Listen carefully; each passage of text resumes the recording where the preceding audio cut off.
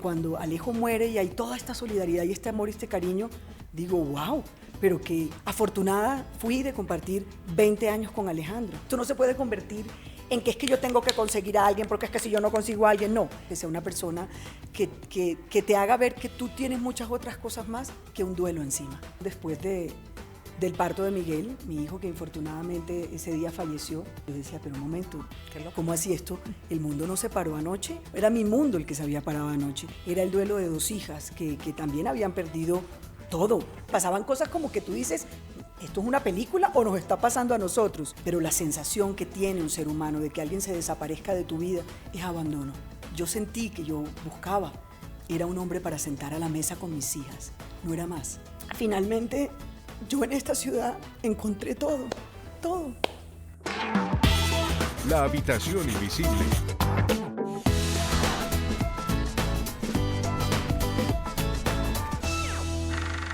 Hola, bienvenidos a La Habitación Invisible, este lugar seguro donde hablamos de la vida, de lo que nos hace vibrar, de lo que amamos, de lo que nos duele.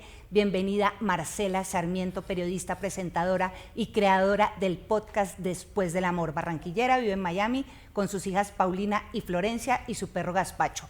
Le gustan las flores, el vino, el mar y el carnaval. Adora Snoopy y mirar al cielo en busca de formas en las nubes. Hace 9 años perdió a su esposo, el periodista Alejandro Nieto, y por estos días lanza su primer libro en el que nos cuenta sus memorias de viuda. Marcela, bienvenidísima. Marta, qué placer que esa estés introducción. aquí. Muchas gracias por esta invitación. Y tengo que decirte, me encanta todo lo de la habitación invisible, me fascina. Ese gatico negro que está detrás de ti me parece precioso. Ese gatito se llama Lola y es mi gata hermosa. Bueno, yo tengo a Gazpacho, como bien lo tienes a dijiste. Gazpacho. No, Gazpacho es un personaje en mi casa. Ahora vamos a hablar de Gazpacho un poquito. Óyeme, el ruido de la ausencia, la calma del amor, Marcela. ¿Qué tanto ruido sentimos cuando perdemos a alguien? El ruido más ensordecedor, enceguecedor, es un ruido muy potente y muy fuerte, y que creo que las personas que perdemos a alguien que amamos tanto y queremos tanto, es inevitable sentirlo, y aparte de eso es posible que sea tan fuerte que contagiemos a mucha gente de nuestro entorno con ese mismo ruido, porque cuando no estamos bien nosotros, imposible que los demás estén bien también, ¿no? Claro, con la muerte de Alejandro Nieto pasa algo, y es que fue una muerte que muchos vivimos y que muchos sentimos, los que lo seguíamos, los que lo conocíamos sin conocerlo, pero realmente era tu duelo, y era el duelo de Paulina y de Florencia, que en ese momento tenían 13 y 7 años, y tal vez el duelo de un puñado de personas más. ¿Te agobiaba como tener que compartir esa pérdida, o al contrario, esa solidaridad te reconfortaba en algo?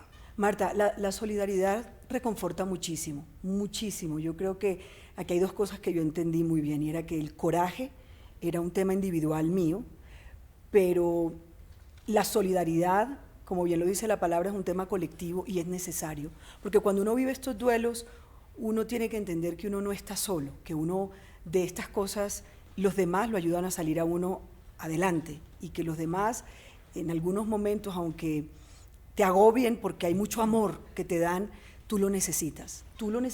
Lo importante es saber pedirlo, saber recibirlo, que también es importante, y sobre todo entender la persona que se murió, ¿no? Yo también encontré que yo estaba casada con un tremendo personaje. Yo sabía que era un gran hombre y yo sabía que era un gran papá, pero cuando Alejo muere y hay toda esta solidaridad y este amor y este cariño, digo, wow, pero que digamos, afortunada fui de compartir 20 años con Alejandro. Todavía continúa esa imagen de Alejandro donde quiera que voy, me preguntan y me hablan mucho de él, y eso habla muy bien de lo que él fue, ¿no? Alejandro se muere cuando acababa de cumplir 48 años y cuando ustedes estaban empezando una vida. Él se muda a Miami a estrenarse en un puesto como presidente de Univisión Radio. Ustedes lo iban a buscar después, cuando ya estuvieran acomodados. Sí. Se quedan las 3 en Madrid, y tú recibes la llamada de alguien que te dice: Alejandro se acaba de desmayar en el gimnasio. Sí. y ahí se te desploma el castillo y toda esta cosa que tenían preparada para una nueva vida en un nuevo país, con un nuevo trabajo y con todas las ilusiones puestas ahí. Sí, es esa llamada que nadie quiere recibir, ni yo ni ninguna otra persona que ha perdido a alguien que quiere. Y es esta llamada que tú en el fondo del alma sientes como un frío, ¿no? Una cosa, pero ¿cómo así que se desmayó? ¿Pero de qué manera? ¿Pero por qué? Empiezan todas estas preguntas en tu cabeza que ahora, ya muchos años después, logras entender que en ese momento ni oyes, ni ves, ni entiendes. Tú estás reaccionando frente a una situación. Ya luego cuando van pasando los años empiezas a caer en cuenta, claro, es que esto era así, claro que me dijeron, ay, no me acuerdo que esto me lo dijeron en ese momento, no caí en cuenta. Entonces yo creo que uno tiene diferentes fases durante la vida, desde el momento en el que te avisan que una persona se ha puesto mal, se ha enfermado o ha muerto, y luego empiezas a ver las cosas con otro color y con otra perspectiva, ¿no? Cuando alguien se muere, decimos normalmente, lo sentimos mucho. Y tal vez no lo sintamos tanto o lo suficiente. Los gringos en eso son un poco más claros, dicen lamento tu pérdida, porque realmente es la pérdida de uno, ¿no? Sí. Yo creo que hay un tema cultural importante, ahora que lo nombras, hay un tema cultural importante frente a la muerte. Hay diferentes culturas que lo trabajan con una perspectiva distinta, ¿no? Mucho más abierta, mucho más natural y mucho más, digamos, compartible, si se puede hablar en ese término. Hay otras culturas que nos dicen, mejor no hablar de eso, mejor callarlo. No, se ponga a hablar de eso. No, qué miedo, no. Es que ni llamen eso por aquí.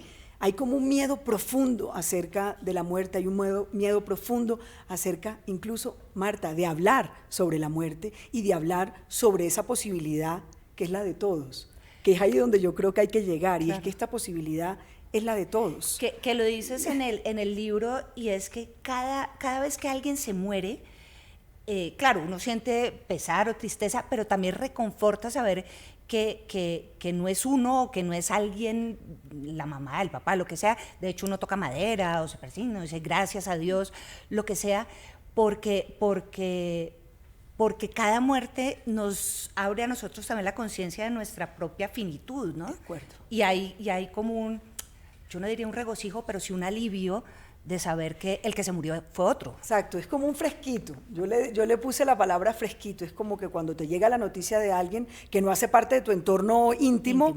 Es como, uff, qué salvada, no fui yo, no fuimos nosotros, no somos nosotros los que nos toca sufrir ahora. Porque eso lo que hace es como recordarnos, primero que todos nos vamos a ir, primero que todos nos vamos a morir. Pero cuando uno, hay un sentimiento, hay una cosa muy, muy potente con el tema del duelo, y es que la gente es muy, ¿cómo podría decirlo yo? Muy asustada, muy miedosa de hablar sobre el tema para que no le toque a ellos. O sea, creen que por el hecho de no hablar de ello, eso no les va a tocar, ¿no? Que es una cosa que todavía no está dentro de la posibilidad. Y realmente es lo contrario. Cuando uno tiene muy claro que eso está a la orden del día, que todos somos personas que en cualquier momento podemos salir de la casa y no volver en la noche, como le pasó, por ejemplo, a Alejandro, vamos a amar, a querer cada instante, vamos a vivir el presente con mucha fuerza, porque sabemos que eso puede acabar en cualquier momento. Y no lo digo desde una perspectiva ni triste ni aburrida, lo digo desde una perspectiva incluso bastante positiva.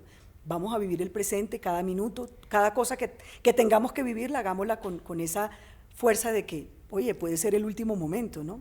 En ese momento del duelo, cuando perdemos a alguien, también choca un poco o se vuelve muy loco ver que todo sigue, ¿no?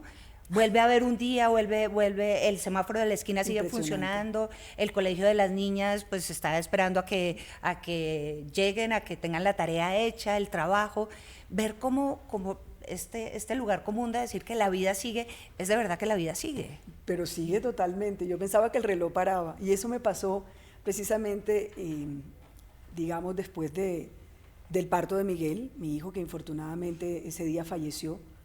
Y es que yo pues no dormí, por supuesto, del dolor, de toda esa sensación tan dolorosa, ¿no? que vivimos Alejandro y yo esa noche. Y cuando yo digo, ay, por favor, me abren la ventana para yo ver que salga, pues a ver qué pasa afuera.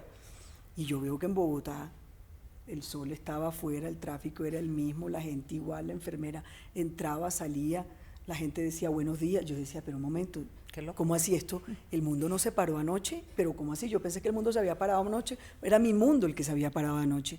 Y ahí es donde uno cae en cuenta, Marta, lo mínimo que es en este mundo. O sea, somos una partícula de este mundo, somos nada de este mundo, y eso nos ubica y nos hace ser mucho más humildes, mucho más conscientes y mucho más presentes de lo que nosotros somos. Entonces, estas ínfulas, ¿no?, que muchas veces nos damos, que creemos que lo que nos pasa a nosotros es como que le está pasando al mundo entero y que todo el mundo se está enterando de lo que nos está pasando, pues lamento decirles que no, que nos está pasando a nosotros y solo a nosotros nos compete vivir con ello, a nadie más.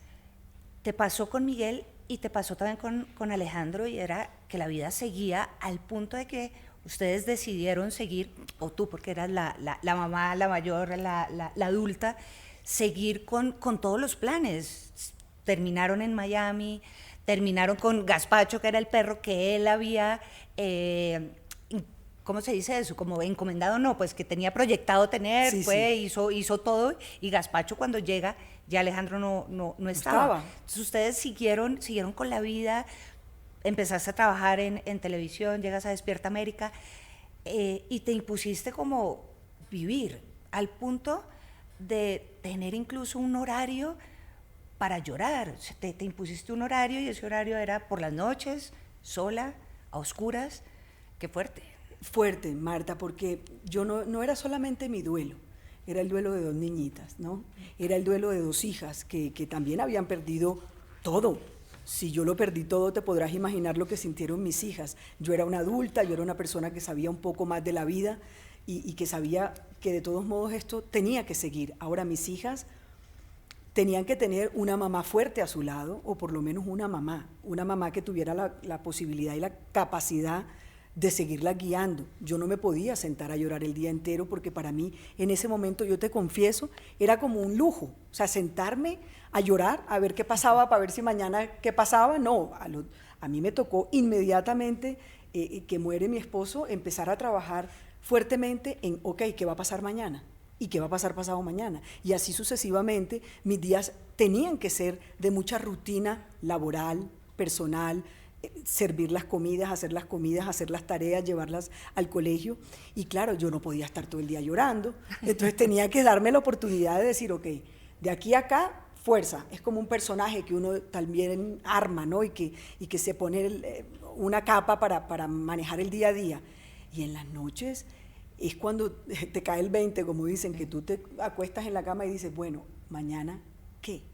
¿Mañana qué? Y empieza ese ruido del que yo hablo tanto en el libro, ¿no? Es un ruido permanente que no se calla y no se calla y no se calla, hasta que uno descubre que el amor vivido es lo único que te permite sentir que eres capaz. En esas horas que te regalabas de duelo, que te permitías sentirlo, ¿cómo lo vivías? ¿Llorabas, gritabas, dabas golpes? No sé, ¿cómo era ese momento? Pues es que el duelo tiene muchos momentos raros. Hay momentos de mucho silencio, que no quieres nada, que no quieres que ni que te miren, ¿no?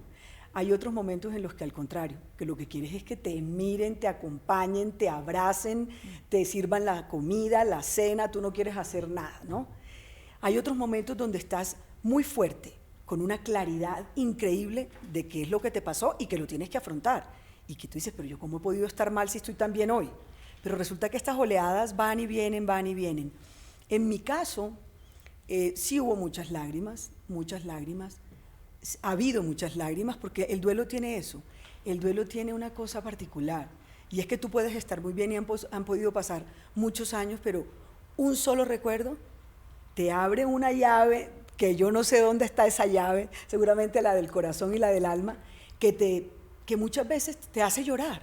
Tú no lo estás esperando y de pronto, ¡pum! Y yo, pero ¿por qué estoy llorando si yo estoy tan bien? Y han pasado tantos años. Eso tiene el duelo, ¿no? Entonces sí, me di muchos momentos de silencio, muchas madrugadas sin dormir, porque se me quitó el sueño por mucho tiempo y yo tenía que trabajar muy temprano. Entonces fueron muchas jornadas muy largas en las que terminé muy cansada, no solamente emocionalmente, sino físicamente, muy cansada, porque el duelo también tiene una implicación física fuerte. Duele de verdad, duele físicamente. Como que doliera. Yo no sé si los doctores me van a regañar o no, pero duele. Y seguramente sé que hay muchos estudios científicos que demuestran que muchas veces duele, ¿no?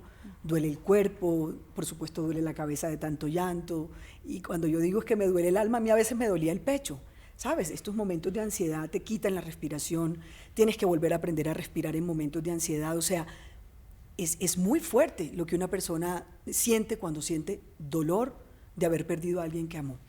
Tu primer contacto con la muerte es un contacto simbólico, es un contacto alegre, es el contacto que tienen o que tiene la mayoría de los niños barranquilleros, y es la muerte en carnaval, es la muerte de Joselito, y ahí estabas tú de chiquita con tus amigas, vestida de viuda por las calles de Barranquilla, sí, bailando, pidiendo monedas. Así fue el primer contacto. Yo creo que sí, yo creo que es el primer contacto cuando tú dices, ok, la vida es alegre, pero hay muerte, ¿no? Es decir, la vida puede ser muy alegre y muy chévere, pero hay ese paralelo de la muerte. Entonces está el tema de Joselito Carnaval, que la gente que ha estado de pronto en el Carnaval de Barranquilla lo sabe, y quien lo vive es quien lo goza, acuérdate, Marta. Y hay otro pedazo que es, por ejemplo, diferentes comparsas, ¿no? El garabato hace una oda a la muerte y es un baile, ¿no? Que es muy especial para los barranquilleros, porque es esa dualidad y esa comparación, ¿no? El bien, el mal, el negro, el blanco, ¿sabes? Toda esta cosa, la muerte y la vida, ¿no? La alegría y la tristeza. Entonces, yo quise en el libro, digamos, como contar un poco esa primera relación que uno tiene con la muerte. Generalmente es la de los abuelos, porque los abuelos mueren, o generalmente morían, ¿no? De primero. Porque el mundo era distinto, ¿no? Era una cosa generacional, eso ha ido cambiando en la actualidad, ya no es un tema generacional.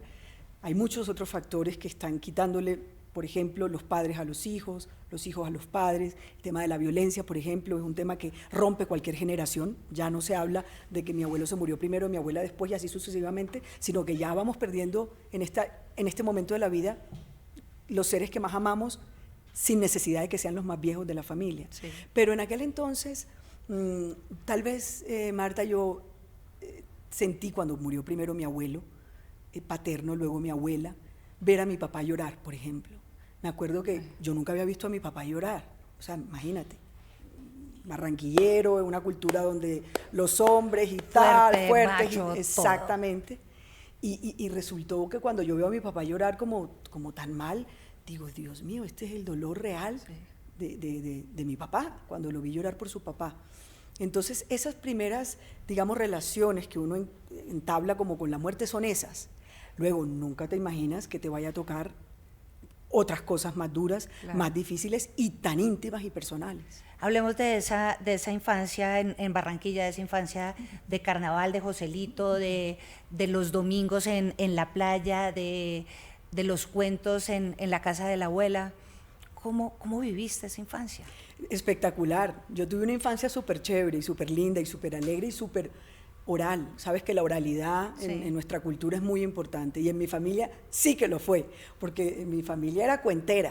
Todos los primos, todos los tíos, todo el mundo éramos muy cuenteros, ¿no? Muy, siempre hablando, siempre contando, siempre recordando. Y muchas veces, Marta, eran los mismos cuentos todos los mismos fines de semana, pero eran deliciosos. Se volvían a reír, sí, nos volvíamos a reír de lo mismo.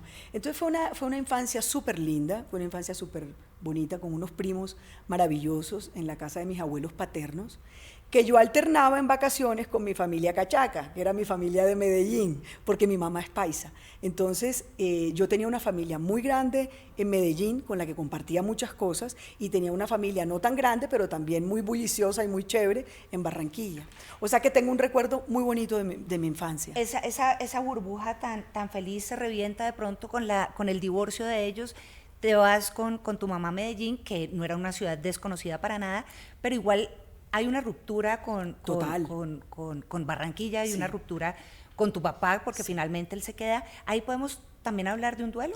Pero el más grande de todos inicialmente, yo tenía 13 años, ¿cierto? Y en ese momento yo no fue que perdí a mi papá quedó vivo y bien, pero sí perdí lo que era ese significado de la familia, los cuatro en la misma casa. Y lo grave de esto fue que mi hermano, se quedó con mi papá y yo me fui con mi mamá. Entonces hubo una ruptura doble, porque me quedé sin mi padre en casa y sin mi hermano mayor en la casa. Y nos fuimos las mujeres. Yo apoyé a mi mamá, eso fue una decisión de mi madre, y yo dije, me voy contigo, y no hay, mejor dicho, poder humano que me haga pensar lo contrario, y tomé esa decisión que hoy día, después de tantos años, Marta, creo que fue una gran decisión, y yo solo tenía 13 años. Yo he podido decir no por muchas razones, pero en el fondo me solidaricé con mi mamá y con su duelo como mujer, y me tocó madurar muy rápido en muchos aspectos, y sí fue un duelo fuerte familiar, muy fuerte. Y la costeña entonces llega a Medellín y vas a vivir ahí toda tu adolescencia, en una ciudad hermosa, pero que estaba atravesando, era la década de los 90, era el narcoterrorismo, era el horror, las bombas, el miedo, pero estabas joven y querías rumbear y eras costeña, y se toma la decisión un poco como de, que lo dices en el libro muy bonito, de no entregarle la ciudad a los malos, sino es una generación que sale a pesar del miedo, y ahí las muertes ya no, pues no eran simbólicas, eran muertes de verdad. Eran muertes reales. Sí, y gracias por hacer referencia al libro y referencia a ese pedazo de la vida que fue muy importante en mi adolescencia, y que además también yo estoy segura que forjó muchísimo mi personalidad y mis ganas de hacer muchas otras cosas en la vida, porque Medellín fue muy importante para mí, lo sigue siendo, ¿no? Por supuesto, ahí está toda mi familia, pero digamos que fue una época de mucha violencia. Creo que todos lo vivimos, no solamente en Medellín, sino todos los que estamos aquí en este estudio, por ejemplo, de diferentes generaciones, vivimos el tema de la violencia, del narcoterrorismo en aquel entonces, y sí, era una moneda al aire, como lo digo en el libro, cuando uno salía a rumbear o cuando uno salía a verse con los amigos, no sabíamos qué podía pasar, porque en los bares, en las discotecas, en los lugares, en los parques, pasaban cosas terribles, es decir, pasaban cosas como que tú dices, ¿esto es una película o nos está pasando a nosotros? Pues nos estaba pasando en la vida real, y por eso es que hablo de esa generación de jóvenes que, aún con todo eso en contra, no dejamos que Medellín se convirtiera en lo que afortunadamente no se convirtió, ¿sabes? O sea, salimos avante, salimos adelante, y hacemos de esa ciudad, o hicimos de esa ciudad, una cosa muy linda. Ahí te quedas hasta los 20, 21 años, ya estabas estudiando periodismo, pero te vienes a Bogotá porque querías la televisión nacional, y terminas aquí tus estudios. Y Bogotá representa muchas cosas, porque todo. Fue el amor, ahí todo. Encontraste a Alejandro, encontraste la televisión, te volviste figura pública, vimos crecer tu panza en Dos la veces, televisión, además. Con Paulina inicialmente. Todo eso representa Bogotá. Mira, yo me bajé del avión, ahora que llegué a Bogotá a hacer todo este trabajo con el libro y el año pasado con el podcast, pero me bajé del avión, no, ni siquiera me bajé del avión, el solo hecho de ver la ventana a la sabana, uy, Dios, eso se revuelve hasta la conciencia, se revuelve todo, porque Bogotá es una ciudad espectacular, porque Bogotá es una ciudad que nos abre las puertas a todos, porque Bogotá siempre ha sido, por excelencia, una aventura. O sea, tú en Bogotá lo encuentras todo, tú en Bogotá puedes crecer hasta lo que tú quieras hacer, tú lo logras en Bogotá. O sea, yo tengo esa sensación de Bogotá, ese sentimiento por Bogotá, y me emociona mucho, porque finalmente yo en esta ciudad encontré todo. Pero Marcela, encontraste todo lo bueno, pero también encontraste el mayor dolor, que fue precisamente Miguel. O sea, ya tenían a Paulina, que tenía 2 años, y estabas esperando a Miguel, que fue un niño que además vimos los televidentes todos, en la crecer, pantalla, total. En tu barriga. Y Miguel nace y lo pierdes, nace muerto. Y ese es como, tanto dolor tuviste, pues que se fueron del país. Es que nos tuvimos que ir porque yo estaba todos los días en el programa Día a Día, desde las 6 de la mañana hasta las 11 de la mañana, otros días desde las 7 de la mañana hasta las 12 del día, o sea, yo estaba todo el tiempo en televisión, o sea, yo estaba todo el tiempo, digamos, expuesta, ¿no? Y estar expuesta después de la muerte de Miguel era un tema que me había generado demasiada vulnerabilidad, ¿no? Me dejó completamente desnuda el alma, o sea, me dejó demasiado débil, podríamos decirlo, vulnerable. Y Alejandro dijo, no, esto aquí no puede ser. ¿Por qué? Porque incluso cuando salíamos a la calle, poco tiempo después, la gente tan amorosa, la gente tan solidaria, supermercado, la señora que me estaba empacando el mercado, doña Marcela, lo sentimos mucho. Iba a la lavandería a recoger la ropa, doña Marcela, lo sentimos mucho. Y yo ese amor lo agradezco hasta el día de hoy. Pero era imposible vivir así permanentemente en un duelo público y tan expuesta todo el tiempo que yo llegaba a la casa, Marta, y yo me acostaba y yo decía, o sea, estaba cansada emocionalmente, ¿no? Entonces cuando Alejandro toma la decisión como padre de familia, y él estaba, digamos, como capitán del barco en ese momento, dijo, no, de aquí nos vamos. Y nos fuimos y nunca más regresé, ¿sabes? Ya me quedé por fuera muchos años. Ese dolor de perder un hijo, no sé, pienso y creo que puede ser el más profundo que uno puede sentir. ¿Piensas en Miguel todavía? Sí, claro, por supuesto. Eso hace parte de mi vida y hace parte de mi vida permanentemente. Eso ni se olvida, ni se guarda, ni se queda, ni se va. Ahora, lo tengo en un pedazo de mi vida muy organizado, muy trabajado, muy masticado. Si no, no podría estar, por ejemplo, aquí conversando contigo de esa situación. Pero claro que pienso en él. Y creo que eso fue digamos, como el motor de que mi vida cambiara para siempre. Llegar sin Miguel a la casa y ver a Paulina de 2 años. Duro. Ese creo que es uno de los momentos más difíciles que he vivido como madre, como mujer, y sobre todo también ver a mi hija, digamos como, ¿cómo se podría decir esto? Como extrañando lo que nunca ella conoció, porque yo sí, porque yo lo tenía en mi barriga.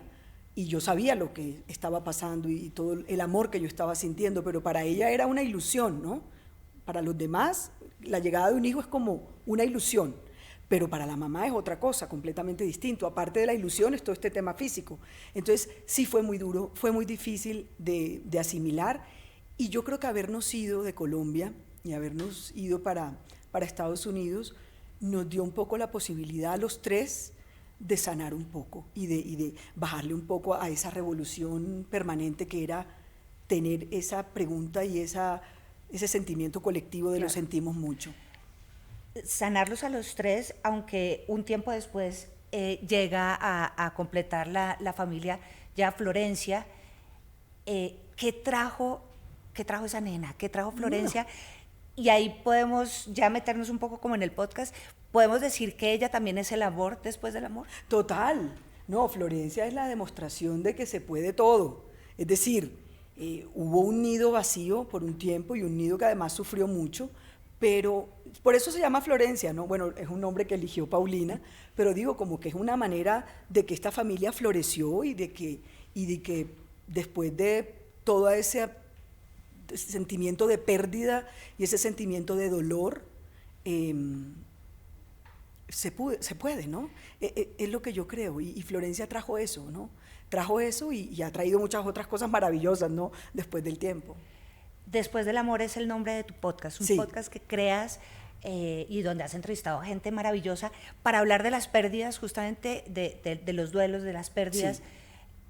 Tomas el nombre pues, de Fito Páez, que es un músico que representaba mucho para ti, para Alejandro.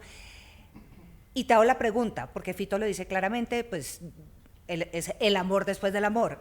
¿Qué hay después del amor?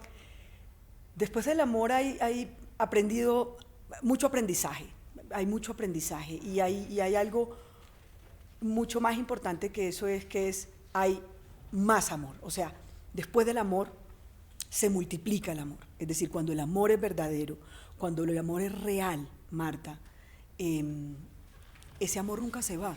Ese amor se queda, te acompaña, te nutre, te sana, te fortalece, te enseña a crecer y puede estar representado, no necesariamente en otra persona. Y eso es una cosa que es muy importante decirla, en diferentes cosas de la vida, porque la vida de un ser humano no es exclusivamente el amor de pareja, ni es exclusivamente el amor de los hijos, ni es exclusivamente el amor por el trabajo. Es una combinación de muchas cosas, pero uno puede encontrar el amor donde uno quiera y uno puede redistribuir el amor. Cuando uno lo pierde, lo puede redistribuir en muchas cosas, que además son las que uno encuentra cuando empieza a vivir un duelo y cuando se da cuenta que precisamente ese amor vivido es lo que le da a uno la fortaleza. Pero Marcela, también sabemos que después de un tiempo el amor de pareja también es una opción y también es una posibilidad y sé que, pues, no sé si lo buscaste, pero digamos que estabas dispuesta a encontrarlo en un momento que es muy difícil, te lo digo como mujer separada también, divorciada. Es difícil en estos momentos. Eso es otro duelo, ese es otro duelo y un duelo duro y complicado. Sí. El divorcio es duro también. También es muy, muy complicado. En este momento, y cuando uno está así como estamos, así cincuentonas, tu viuda, con hijas, en el momento de las aplicaciones, que viene como toda esta locura, Tinder, Bumble, etcétera, etcétera. Ya pasaste por ahí. Ya pasé por todas las aplicaciones. Claro, porque es que yo creo que esa búsqueda permanente que todos tenemos, gracias a Dios, el día que se acabe la búsqueda, se acaban muchas cosas y se acaba la vida, ¿no? Lo importante es uno buscar. La situación que yo tuve muy clara era que yo no quería sustituciones a la ligera. O sea, yo no quería sustituir ni la figura de Alejandro, ni la figura de mi esposo, ni la figura de papá, mucho menos, ¿no? Entonces uno tiene que asumir esto con mucha tranquilidad y con muy buen sentido del humor. O sea, uno se tiene que divertir haciendo esto. Esto no se puede convertir en que es que yo tengo que conseguir a alguien porque es que si yo no consigo a alguien, no. Esto tiene que ser una parte de la vida con la que tú te tengas que divertir, porque vienes de un hueco muy profundo. O sea, de un lugar muy profundo, muy oscuro, muy triste, y te tienes que dar la oportunidad de poder divertirte, o sea, de poder tener una persona a tu lado que ojalá tenga buen sentido del humor, que sea una persona liviana con ese tema, ¿no? Que sea una persona que te haga ver que tú tienes muchas otras cosas más que un duelo encima, ¿no? Pero está difícil. Dificilísimo. O sea, está difícil. Y has pasado, no sé, y está el cuento, y entonces ya has vivido bueno, tú me dirás, estos señores. Tú no, me dirás, difícil, tú me echas difícil. al agua, pero yo te echo a ti al agua. Digamos, pasaste por no sé, sí, he pasado te conoces en barras de bares, de restaurantes. Pues mira. Tuviste un no prospecto, porque fue novio. una pareja, Sí, un novio, pero duró un año y escapó y huyó. O sea, es complicado. Lo de escapar y huir me da risa.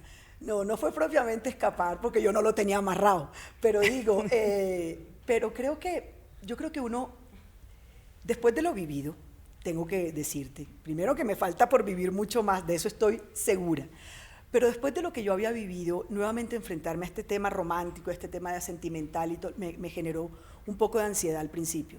Pero seré capaz, no seré capaz, pero esto cómo va a ser, pero qué tal. Y yo creo que en el fondo yo no estaba muy lista. Eran 20 años, Marcelo, o sea, habías vivido 20 años con Alejandro. De un matrimonio sólido, tengo que decirlo también. No perfecto, porque matrimonios perfectos no hay en ninguna parte, ni relaciones perfectas las hay, pero era muy sólido, ¿no? Todo. Y volver entonces a esta cosa, tener que conquistar y seducir, y complicado. Era raro. Era complicado y al mismo tiempo con mucho miedo de enfrentarme a cosas, pero sobre todo miedo al abandono, otra vez. Porque fíjate que cuando una persona se muere no es que te haya abandonado por gusto, pero la sensación que tiene un ser humano de que alguien se desaparezca de tu vida es abandono. Entonces yo en su momento hasta abandono sentí por parte de Alejandro, y hasta los momentos de rabia y de réplica decía, pero ¿cómo me dejaste aquí tirada? Pero ¿cómo es posible que te hayas ido y me hayas dejado con las 2 niñas aquí? No, todo eso existe cuando uno vive un duelo. Entonces, claro, ¿qué te da miedo a ti cuando vuelves a arrancar en una relación? El abandono. Es que el abandono es muy duro y el rechazo es durísimo, que tenemos que estar todos preparados, hombres y mujeres, ¿no? Aquí todos, hombres y mujeres, ¿Tenemos que estar preparados para ello? Pues por supuesto. Entonces, claro, yo me di la oportunidad y lo disfruté muchísimo. Y me he dado la oportunidad. Me funcionó durante un año maravillosamente bien. En otras oportunidades no ha funcionado y no pasa nada. Aquí estamos, para adelante. Y hay una figura muy linda y es que hay un puesto en la mesa. Total. Listo para el que lo quiera ocupar. Total. Para mí la mesa es el lugar más sagrado que podemos tener todos. Porque en la mesa es que donde se comparte y donde se hablan de cosas muy especiales de la vida. Eso me lo enseñaron a mí, eso le enseño a mis hijas y eso en su momento cuando tuve mi pareja durante tanto tiempo era un lugar sagrado. Entonces yo siento que la mesa, en mi caso, es muy importante y lo que uno, y en su momento yo sentí que yo buscaba, era un hombre para sentar a la mesa con mis hijas, no era más, no estaba esperando nada más. Por supuesto, hay un tema íntimo y un tema diferente que no lo estoy abordando en este momento, pero lo que quiero decir es que compartir la vida con alguien necesariamente tiene que ser un gusto y tiene que ser un privilegio sentarlo a la mesa. Y eso es lo que yo busco, ¿no? Una persona que sentara a la mesa. Bueno, pues muchas gracias de verdad, Marcela, por esta conversación tan bonita. No, a ti, por gracias, favor, Marta, muchas gracias. Qué belleza del libro. Y pues nada, invitemos a todos para que lo lean. Me encantaría que lo leyeran, me encantaría que lo vieran. Es un libro que he hecho, tengo que decirte, sin ninguna pretensión, más que dejarle a Paulina y a Florencia esta historia que quiero compartir con los demás, ¿no? Y que quise, digamos, en la cubierta, representarla con estas olas del mar, con este ruido del mar, que puede ser maravilloso, pero que al mismo tiempo nos puede asustar, y con toda esta revolución de las oleadas y de las mareas que trae la vida, pero que son tan lindas. Y este color a mí me fascina. Entonces, trabajamos con Planeta en que fuera una cubierta muy especial que significara mucho para mí, y la fotografía de una gran amiga y gran fotógrafa colombiana, Lucrecia Díaz, y bueno, ha sido para mí un gusto, primero, hacerlo, y segundo, estar aquí contigo. Muchas gracias. Muchísimas gracias y bienvenida a Colombia, bienvenida a Bogotá. ¿Viste lo que me genera Bogotá, no? Mucha emoción. Mucha emoción. Bogotá es hermoso. Muchas gracias, a ti, de Marta, verdad. a ti. Y gracias a ustedes también por estar en esta habitación invisible. No olviden suscribirse a nuestro canal en YouTube y activar la campanita para recibir las notificaciones de nuestros contenidos. Nos vemos en un próximo episodio. Gracias. Ay, qué linda, gracias. La habitación invisible.